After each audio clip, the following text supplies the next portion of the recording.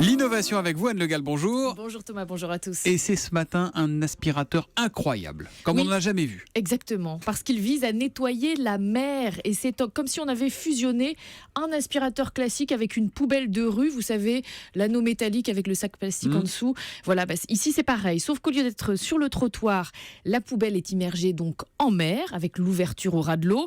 Sauf que le sac plastique n'est pas en plastique, mais c'est un sac en fibre naturelle. Et surtout, cette poubelle est reliée à une pompe électrique qui crée un courant marin continu pour attirer les déchets flottants dans le sac. On a donc affaire à une poubelle gloutonne en quelque sorte. Il suffit juste de vider le sac de temps en temps ensuite.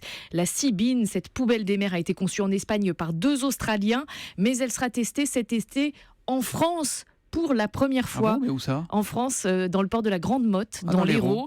Exactement. L'autre test pilote au niveau mondial a lieu aux Baléares en Espagne. Bon, mais elle nettoie vraiment la mer, cette poubelle gloutonne ou pas ? Eh oui, on vous met une vidéo sur Twitter avec le hashtag un matin. Cette poubelle engloutit les bouteilles, les mouchoirs en papier, les bouchons, bref, tout ce qui flotte, qui fait plus de 5 cm.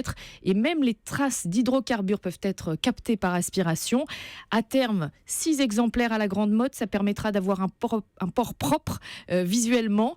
Et puis, bien qu'inventée par des Australiens, cette poubelle est en cours de fabrication en France, dans les usines de Port-à-Lumarine dans l'Ain. Et après les tests à la Grande Motte donc, et à Palma de Majorque, cette poubelle devrait être commercialisée fin 2016. Une centaine de villes et de ports dans le monde se sont déjà montrés intéressés. L'innovation signée Anne Le Gall et sa poubelle magique. Elle risque pas d'absorber des poissons quand même, la poubelle ? Alors non, ça a été étudié. Les poissons arrivent à éviter les courants quand même. Oui, c'est vrai. C'est leur métier en même temps. C'est un petit moteur de 24 volts. Sinon, ça sert à rien d'être poisson si on ne sait pas éviter les courants. Merci beaucoup, Anne Le Gall.